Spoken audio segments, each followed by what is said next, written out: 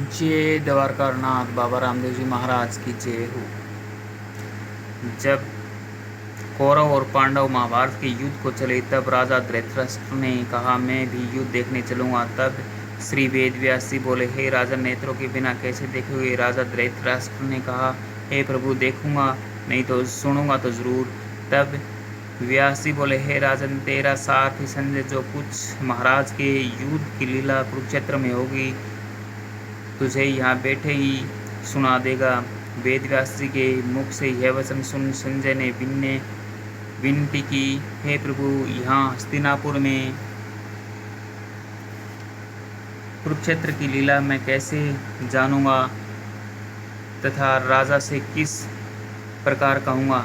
तब व्यास जी ने प्रसन्न होकर संजय से कहा हे संजय, मेरी कृपा से तुझे यहाँ से ही दिखाई देगा। व्यास जी के इतना कहते ही संजय की दिव्य दृष्टि हो गई और बुद्धि भी उनकी दिव्य हो गई। अब आगे महाभारत का कौतुक हालचाल सुनाने लगे।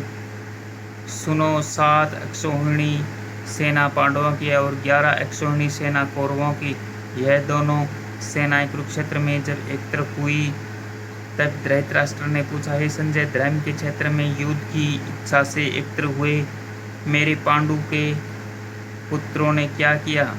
संजय ने कहा पांडवों की सेना को विविच देखकर दुर्योधन द्रोणाचार्य के समीप जाकर कहने लगे हे आचार्य, देखिए आपके शिष्य बुद्धिमान द्रुपद पुत्र ने पांडवों की बड़ी सेना की कैसे व्यूह रचना की है।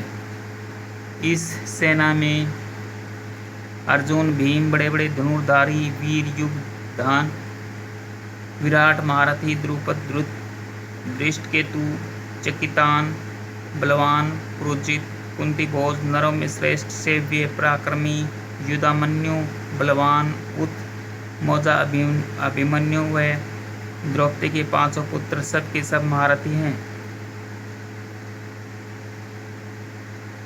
आपके स्मरण से अब मैं सेना के प्रधान सेनापतियों के नाम वर्णन करता हूँ। द्रोणाचार्य जी ने कहा आप भीष्म, कर्ण, युद्ध विजयी, कृपाचार्य, अश्वत्थामा, विकर्ण, सोमदत्त का पुत्र भूरिश्रवा और बहुत से सूरवीर मेरे लिए प्राण तक देने को तैयार है। ये लोग शस्त्र चलाने में बहुत चतुर हैं और सब युद्ध विद्या में उत्तीर्ण हैं, प्रवीण हैं।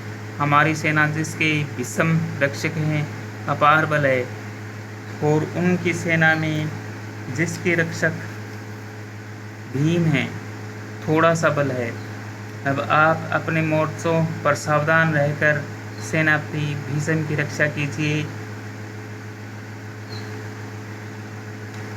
भीष्म पितामह ने दुर्योधन को प्रसन्न करते हुए और ऊंचे स्वर में गरजते हुए शंख बजाया। फिर चारों ओर शंख, नगाड़े, ढोल, गोमुख आदि अनेक बाजे बजने लगे जिनका बड़ा भयंकर शब्द हुआ। इसके अनंतर सफेद घोड़ों के रथ पर बैठे माधव श्री कृष्ण और पांडव अर्जुन ने भी दिव्य शंखों को बजाया। श्री कृष्ण ने 5 जघन्य और अर्जुन ने देवदत्त नामक शंखों को और भीषण कर्म करने वाले भीम ने पौंड्रक नाम बड़े शंख को बजाया। कुंती पुत्र धर्मराज युधिष्ठिर ने, अनंत विजय नुकुल ने, सुघोष सहदेव ने, मणिपुष्प तथा महान धनुर्धर काशीराज, शिखंडी, धृष्टद्युम्न, विराट, अपराजित, सात्यकी, राजा द्रुपद और द्रौपदी के 500 पुत्र तथा महाबाहु अभिमन्यु, इन सब वीरों ने अपने अपने शंखों को बजाया।